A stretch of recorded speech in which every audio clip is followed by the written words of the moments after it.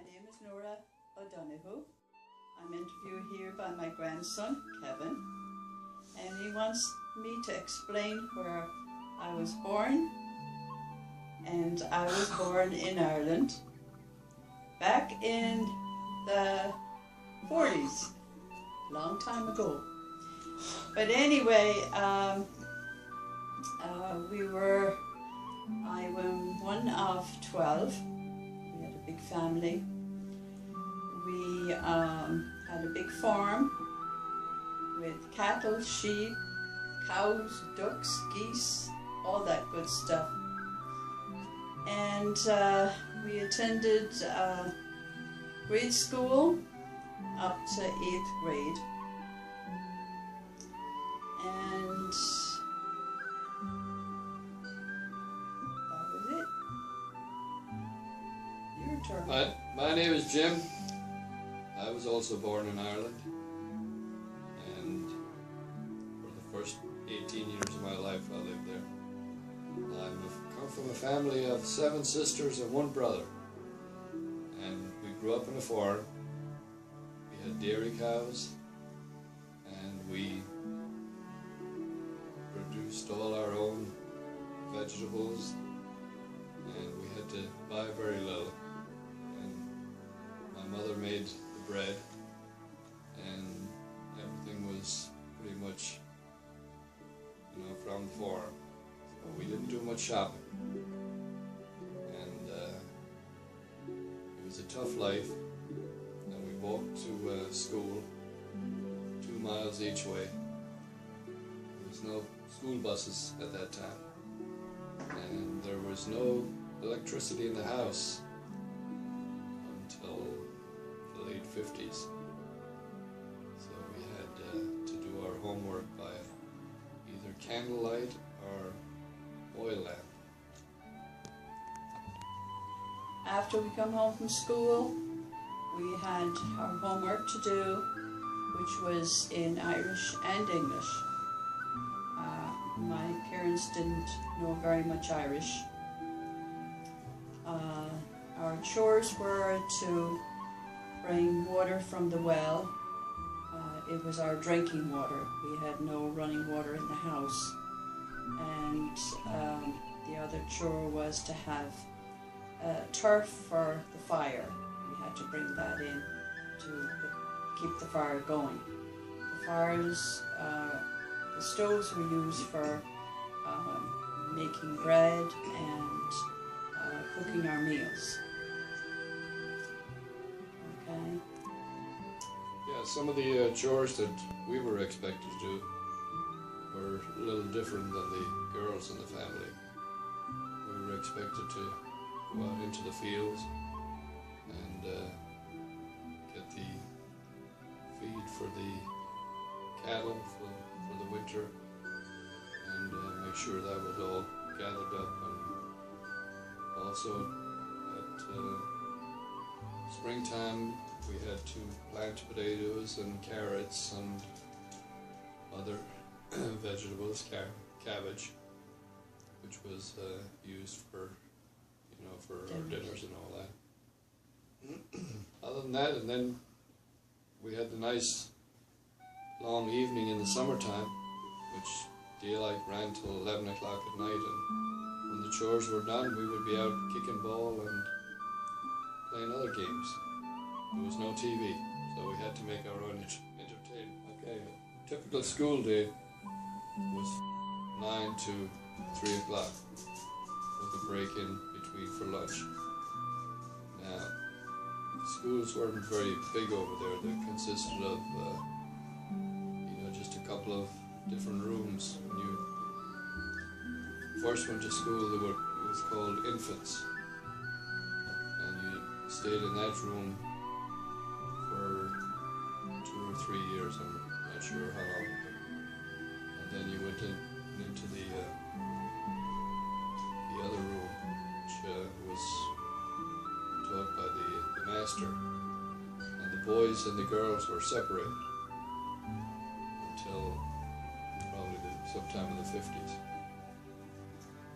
Other than that, but subjects were just math, history, English, Irish, but they really stressed Irish though for almost everything. You had to learn in Irish, even your prayers. High school was an all-girls school. It was pretty much the same subjects, English, Irish, and then we had about half-hour break for lunch. And religion was a big part of our subjects too. It was stressed to go to Mass every Sunday and confessions every Saturday. Of course, we had to walk to that school, which was a couple of miles. Rain, hail or snow, we had to go. Didn't matter. And that was...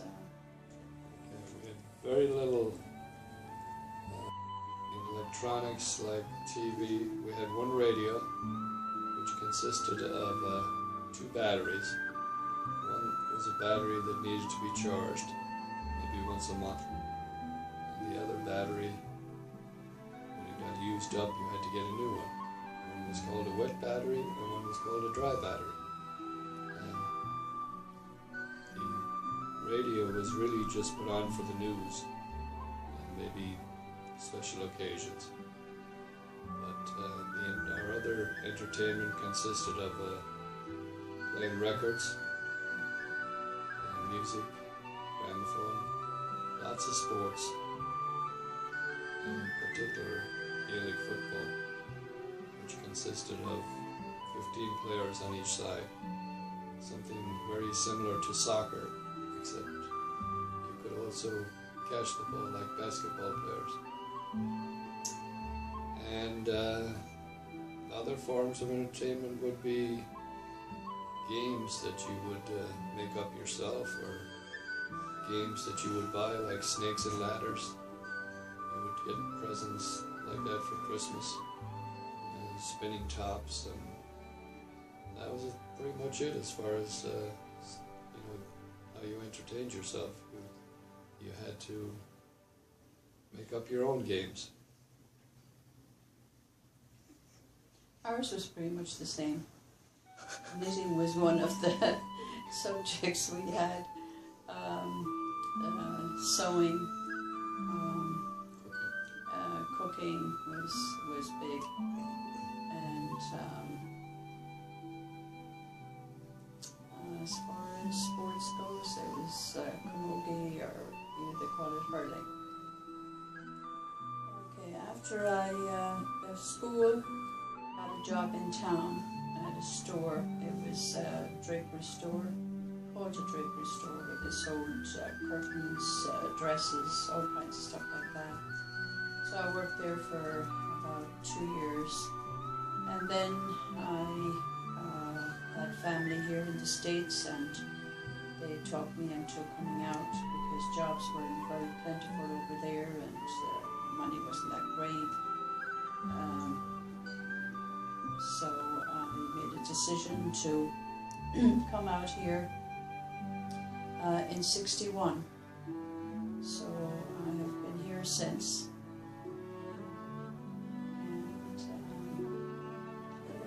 You're never going back. Okay, after I finished school, trade school, I took up carpentry, electrical work, and all that good stuff. And then I never worked over there. I came here at the age of 18, arrived in Boston, '62. My first job was working in a candy factory. I loved it. Lots and lots of candy until you got sick of it.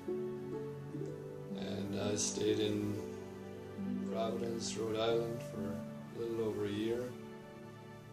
Then came down to Pennsylvania, got a job with a pharmaceutical company, and stayed there for 35 years. And now I'm semi-retired, working for a Catholic parish. And other than that, I'm still working. After I came here, I worked in was a waitress for a very well-off family, and I waited on a table. I did all the pantry work, and the hours were very long there, so I decided to look for another job, and I applied to the Acme, where I got a job in the meat department. Worked in the meat department for about a year or two, and then got transferred to the deli, and was deli manager for another couple of years. And then I met the man of my dreams and left the Acme. After arriving here from Providence, I got to know some people here, some friends, and there was a place in Germantown called the Irish Centre, where everybody gathered for different occasions, and that is where I met my future wife, Nora, from County Galway, Ireland, and finally I said yes. we were going out together for a number of years, and then I went in the army, and she waited faithfully till I got out. That's what he thought. Before we got married. So we got married in '68, God help me. and you may take over now with what happened after we got married. After we got married, I got pregnant. And then we had Sheila, our first daughter. That was in '69. And then we had Linda, with 2 daughters, 71. And that was it. I quit. And along came the grandkids. 1, 2, 3, 4, 5. Alright, then my daughter Sheila Sheila and Mike, I better include Mike, they had 2 children, 2 boys, Ryan and Dylan. And then Linda, I was blessed, Linda and Gary were blessed with Kevin, Courtney, and Justin. And so they're all wonderful children. We're very proud of them. Very, very proud of them.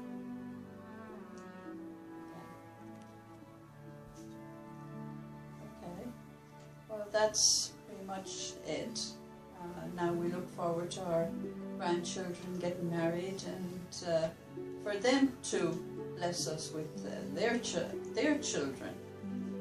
And Somebody to drive us around yeah, and take care of us the rest of our life. when we give up our license. Okay. I guess that's concludes this interview. Enough said.